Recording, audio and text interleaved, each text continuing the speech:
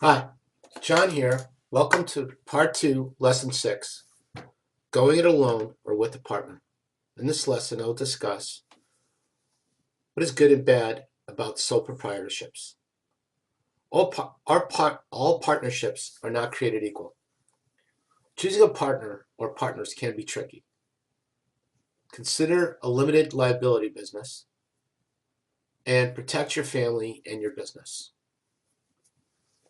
Once you've decided what business you will have, there are still many decisions to consider. Some practical, like how much money you will need and where that money will come from. Others are legal questions, like what form of ownership will you have? It's pretty amazing, but many entrepreneurs all but ignore the legal structure, thinking it's not important. But let me say, it is very, very important. In this lesson, I will discuss 3 different types of ownership: sole proprietorship, partnerships, and limited liabilities. In the next lesson, I will discuss corporations. Advantages and disadvantages of going solo. First, it's just about impossible going business without help from others. It might be a bank or investor you borrow money from, but you really never completely go it alone. Keep in mind the government is always there too, making sure you pay them taxes. So you kind of are in business with the government. If you have a board of directors or stockholders, again, you're not alone.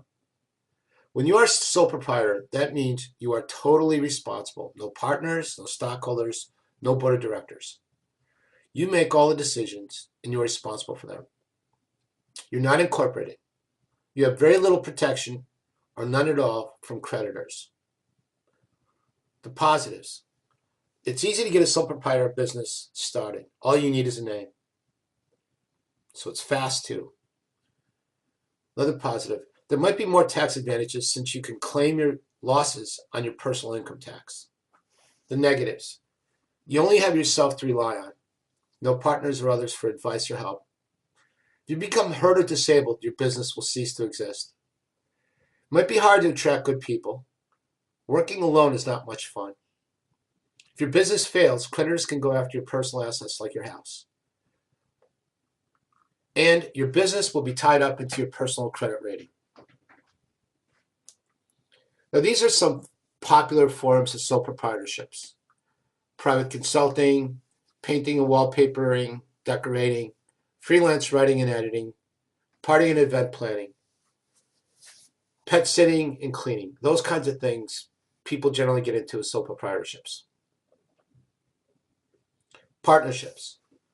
The partnerships I'm discussing here pertains to unincorporated businesses. Basically, the owners of a business pool their resources and share in the management and running of the business. There are 2 types of partnerships: general and limited. In general partnerships, 2 or more people get together and start a business. They agree as to how they will conduct the business and how the profit, risks, liabilities, losses will be distributed among them. Percentages do not have to be divided equally. Limited partnerships are a little different. 1 or more partners invest in the business, but they are not involved in the day-to-day operations. The general partners are responsible for the business debt and liabilities, where the limited partner is only liable for the money he or she invested. The positive of partnerships are, generally, they have more financial clout than sole proprietorships.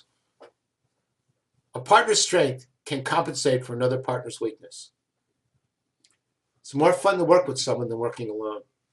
If one partner dies or is disabled, the business keeps going because of the other partner. One key huge thing to keep in mind: get a good lawyer to draw up your agreements.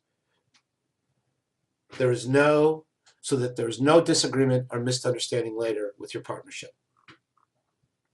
Some negatives of partnerships: you have to share control of the business. You have to share the wealth of the business, and you are accountable to your partners. Choosing your partners with great care. Family members sometimes make good partners, and sometimes they don't. If you choose your spouse to be your partner, then you really never get away from the business because you live together and work together. Very difficult. Friends sometimes make good ones, but then again, you might be jeopardizing your friendship.